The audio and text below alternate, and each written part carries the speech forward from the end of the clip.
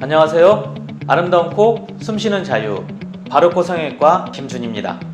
코 성형을 하거나 코 재수술을 고려하신 분들은 코에 어떤 보형물을 쓸까 라는 생각일 건데요.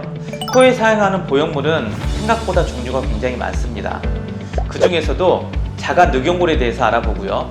자가 늑연골을 쓰면 어떤 점이 좋고 또 어떤 점이 단점인지에 대해서 소개해드리는 시간을 갖도록 하겠습니다.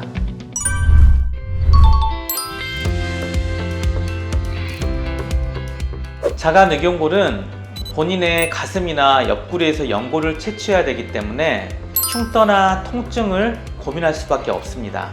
하지만 숙련된 의사가 한다 그러면 흉터 같은 경우에 2에서 2.5cm로 절개선을 최소화할 수가 있고요. 몸에 꼬매지 않고 붙이는 본드 같은 걸 이용해서 흉터가 최소화하고 남지 않도록 하는 방법들이 개발되어 있습니다.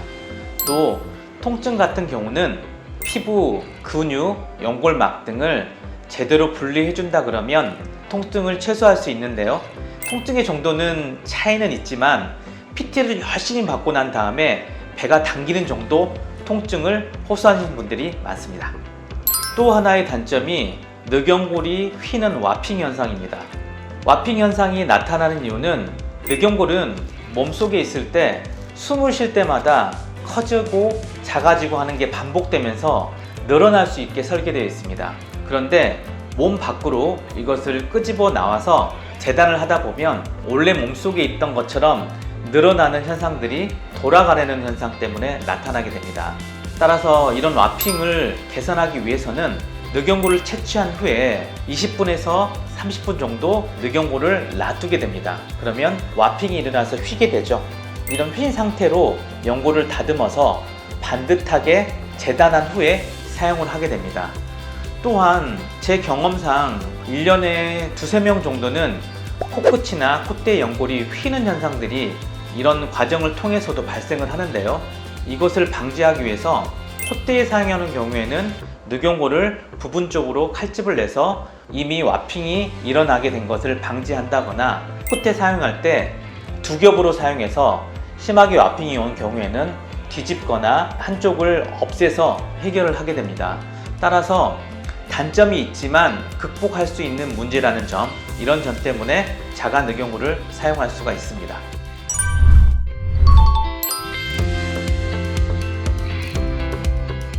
자가 늑연골의 장점은 무엇보다도 양이 많다는 거죠.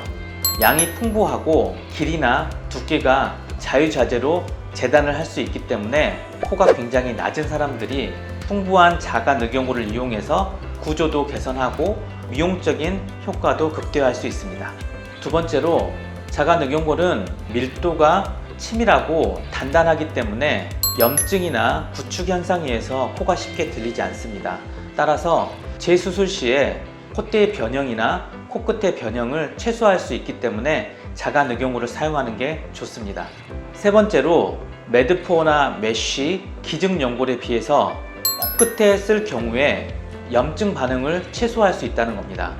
우리가 코라는 구조는 손이나 팔에 비해서 가장 움직임이 더 많은 곳입니다. 그래서 많은 움직임을 견뎌낼 수 있으려면 또 염증이나 흡수를 최소화하려면 자가 늑연골을 사용하는 게 효과적이고 안전한 방법이라 할 수 있습니다. 지금까지 코 성형과 코 재수술에 많이 쓰이는 자가 늑연골의 장단점에 대해서 알아보았습니다. 모든 환자를 자가 늑연골을 쓰는 걸 권하는 건 아니지만 자가 늑연골이 가진 장점을 잘 다루고는 숙련된 의사가 이 연골을 사용하게 된다면 재수술이든 첫 수술이든 이상적인 코 모양을 가질 수 있는 걸 확신합니다. 이상 아름다운 코, 숨쉬는 자유, 바로코 성형외과 김준이었습니다.